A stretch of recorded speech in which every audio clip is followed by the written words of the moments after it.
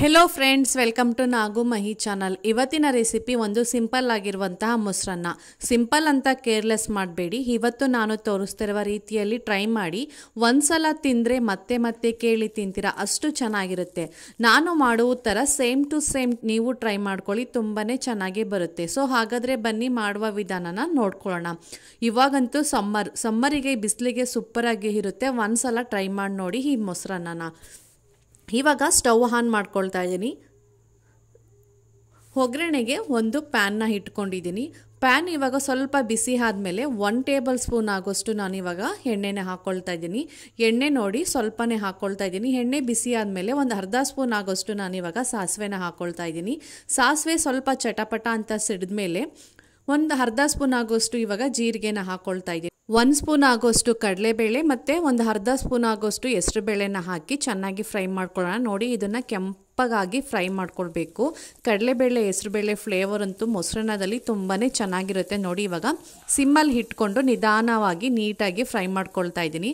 Next ಇವಾಗ ಇದಕ್ಕೆ ಸ್ವಲ್ಪ ಕರಿಬೇವಿನ ಸೊಪ್ಪನ್ನು ಹಾಕ್ಕೊಳ್ತಾ ಇದ್ದೀನಿ. 2 ಹಸಿಮೆಣಸಿಕಾಯಿನ ಈ ಥರ ಕಟ್ ಮಾಡಿ ಹಾಕ್ಕೊಳ್ತಾ ಇದ್ದೀನಿ.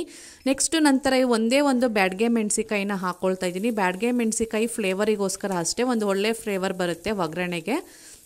ಈ ಒಗ್ಗರಣೆನ ಸೀಸಬಾರ್ದು, ಸಿಮ್ಮಲ್ಲಿ ಇಟ್ಕೊಂಡು ಇದನ್ನು ಚೆನ್ನಾಗಿ ಫ್ರೈ ಮಾಡ್ಕೋಬೇಕಾಗತ್ತೆ. ಓಕೆ, ನೋಡಿದ್ರಲ್ಲ, ಇಷ್ಟೇ ಆದರೆ ಸಾಕು. ಇವಾಗ ಸ್ಟವನ್ನು ಆಫ್ ಮಾಡ್ಕೊಳ್ತಾ ಇದ್ದೀನಿ. ಇದು ಸ್ವಲ್ಪ ತಣ್ಣಗಾಗಬೇಕು. ಈ ಒಗ್ಗರಣೆನ ಬಿಸಿಯಲ್ಲೇ ಮೊಸರಕ್ಕೆ ಸೇರಿಸ್ಬಾರ್ದು, ಮೊಸರೆಲ್ಲ ಹೊಡೆದೋಗ್ಬಿಡುತ್ತೆ. ಇದನ್ನು ತಣ್ಣಗಾಕಬಿಟ್ಟು ನಂತರ ಇವಾಗ 1 ಕಪ್ ಆಗೋಷ್ಟು ರೈಸನ್ನು ತೊಗೊಂಡಿದ್ದೀನಿ. ನಾವು ನೀಟಾಗಿ ಒಂದ್ಸಲ ಸ್ಮ್ಯಾಶ್ ಮಾಡ್ಕೋಬೇಕು. ಈ ರೈಸು ಸ್ವಲ್ಪ ಮೆತ್ತಗಾಗಬೇಕು. ಈ ರೀತಿ ನಾವು ಸ್ಮ್ಯಾಶ್ ಮಾಡ್ಕೋಬೇಕಾಗತ್ತೆ.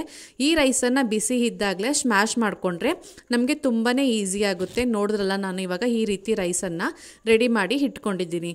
ನಂತರ ಇವಾಗ 1 ಕಪ್ ಆಗೋಷ್ಟು ನಾನಿವಾಗ ಮೊಸರನ್ನ ಹಾಕ್ಕೊಳ್ತಾ ಇದ್ದೀನಿ. ಅಂದರೆ ಗಟ್ಟಿ ಮೊಸರನ್ನ ಹಾಕ್ಕೊಳ್ತಾ ಇದ್ದೀನಿ. ಅದಕ್ಕೇನೋ ಸ್ವಲ್ಪ ನೀರು ಹಾಕಿ ಒಂದು ಅರ್ಧ ಲೋಟ ಆಗೋಷ್ಟು ನೀರನ್ನು ಹಾಕ್ಕೊಳ್ತಾ ಇದ್ದೀನಿ. ನೆಕ್ಸ್ಟ್ ಇವಾಗ 1 ಕಪ್ ಆಗೋಷ್ಟು ನಾನಿವಾಗ ಹಾಲನ್ನು ಹಾಕ್ಕೊಳ್ತಾ ಇದ್ದೀನಿ. 3 ಈರುಳ್ಳಿನ ಈ ಥರ ಚಿಕ್ಕದಾಗಿ ಕಟ್ ಮಾಡಿ ಹಾಕ್ಕೊಳ್ತಾ ಇದ್ದೀನಿ. ಈರುಳ್ಳಿ ಇಷ್ಟಪಡ್ದೇ ಇರೋರು ಈರುಳ್ಳಿನ ಸ್ಕಿಪ್ ಮಾಡ್ಕೋಬೋದು. ಆದರೆ ಈರುಳ್ಳಿ ಹಾಕೋದ್ರಿಂದ ಮೊಸರನ್ನ ಟೇಸ್ಟು ತುಂಬಾ ಚೆನ್ನಾಗಿರುತ್ತೆ. ನೋಡಿ, ಇವಾಗ ಸ್ವಲ್ಪ ಕೊತ್ತಂಬರಿ ಸೊಪ್ಪನ್ನು ಈ ಥರ ಚಿಕ್ಕದಾಗಿ ಕಟ್ ಮಾಡಿ ಹಾಕ್ಕೊಳ್ತಾ ಇದ್ದೀನಿ. ಒಂದು ಅರ್ಧ ಇಂಚ್ ಆಗೋಷ್ಟು ಶುಂಠಿನ ಈ ಥರ ತುರಿದು ಹಾಕ್ಕೊಳ್ತಾ ಇದ್ದೀನಿ. ಶುಂಠಿ ಹಾಕೋದ್ರಿಂದ ಮೊಸರನ್ನಕ್ಕೆ ಒಂದು ಒಳ್ಳೆ ಫ್ಲೇವರು ಬರುತ್ತೆ. ನೋಡಿ, ಇವಾಗ ಸ್ವಲ್ಪ ರುಚಿಗೆ ತಕ್ಕಷ್ಟು ನಾನಿವಾಗ ಉಪ್ಪನ್ನು ಸೇರಿಸ್ಕೊಳ್ತಾ ಇದ್ದೀನಿ. ಮತ್ತು ಸ್ವಲ್ಪ ದಾಳಿಂಬೆಯನ್ನು ಹಾಕ್ಕೊಳ್ತಾ ಇದ್ದೀನಿ. ತುಂಬಾ ಟೇಸ್ಟು ಚೆನ್ನಾಗಿರುತ್ತೆ ದಾಳಿಂಬೆ ಹಾಕಿ ಮಾಡೋದರಿಂದ. ನೆಕ್ಸ್ಟು 1 ಕಪ್ ಆಗುವಷ್ಟು ನಾನಿವಾಗ ದ್ರಾಕ್ಷಿನ ಹಾಕ್ಕೊಳ್ತಾ ಇದ್ದೀನಿ. ಈ ಥರ ಹಾಕಿ ಕೊಟ್ಟರೆ ಮಕ್ಕಳಿಗಂತೂ ತುಂಬಾ ಇಷ್ಟಪಟ್ಟು ತಿಂತಾರೆ. ಮತ್ತು ಸಮ್ಮರ್ ಟೈಮಲ್ಲಂತೂ ಈ ಥರ ಮಾಡಿಕೊಟ್ರೆ 1 ಪ್ಲೇಟ್ ತಿನ್ನೋ ಬದಲು 2 ಪ್ಲೇಟ್ ಎಕ್ಸ್ಟ್ರಾನೇ ತಿಂತಾರೆ. ಈಗ ಒಗ್ಗರಣೆನ ಆ್ಯಡ್ ಮಾಡ್ಕೊಳ್ತಾ ಇದ್ದೀನಿ. ಇವಾಗ ಇದನ್ನೆಲ್ಲ ನೀಟಾಗಿ ಒಂದ್ಸಲಿ ಆ ಒಗ್ಗರಣೆ ಎಲ್ಲ ಈ ಮೊಸರನ್ನಕ್ಕೆ ಹಾಕ್ಕೊಂಡು ಒಂದ್ಸಲಿ ನೀಟಾಗಿ ಎಲ್ಲನೂ ಮಿಕ್ಸ್ ಮಾಡ್ಕೋಬೇಕಾಗುತ್ತೆ. ನೋಡಿ, ನಾನು ಇವಾಗ ಈ ಥರ ಚೆನ್ನಾಗಿ ಮಿಕ್ಸ್ ಮಾಡ್ಕೊಳ್ತಾ ಇದ್ದೀನಿ.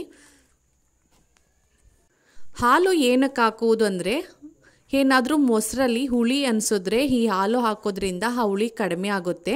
ಹಾಗೆ ಟೇಸ್ಟು ತುಂಬಾ ಡಿಫ್ರೆಂಟಾಗಿ ಚೆನ್ನಾಗಿರುತ್ತೆ. ನೋಡಿ, ಇವಾಗ ನಿಮ್ಗೆ ಮತ್ತೆ ಇನ್ನೊಂದ್ಸರು ಉಪ್ಪು ಏನಾದ್ರು ಕಡಿಮೆ ಇತ್ತು ಅಂತ ಹೇಳಿದ್ರೆ ಮತ್ತೆ ಇವಾಗ ಉಪ್ಪನ್ನು ಬೇಕಾ ನೀವು ಆ್ಯಡ್ ಮಾಡ್ಕೋಬೋದು. ಇದನ್ನು ಬ್ರೇಕ್ಫಾಸ್ಟು, ಲಂಚ್ ಬಾಕ್ಸು, ಡಿನ್ನರು ಎಲ್ಲದಕ್ಕೂ ಯೂಸ್ ಮಾಡ್ಕೋಬೋದು. ಅದರಲ್ಲಿ ದೊಡ್ಡವರಿಗೂ ಚಿಕ್ಕವರಿಗೂ ಎಲ್ಲರಿಗೂ ಕೂಡ ಇಷ್ಟ ಆಗುತ್ತೆ. ಈ ರೀತಿ ಮಾಡಿಕೊಟ್ರೆ ಯಾರಿಗೆ ತಾನೇ ಇಷ್ಟ ಆಗಲ್ಲ ಹೇಳಿ. ಒಂದ್ಸಲ ಈ ವಿಧಾನದಲ್ಲಿ, ನಾನು ಮಾಡಿರುವ ವಿಧಾನದಲ್ಲಿ ಒಂದ್ಸಲ ಟ್ರೈ ಮಾಡಿ ನೋಡಿ, ಹೇಗೆ ಬಂತು ಅಂತ ಕಮೆಂಟ್ ಮೂಲಕ ತಿಳಿಸಿ. Thank you.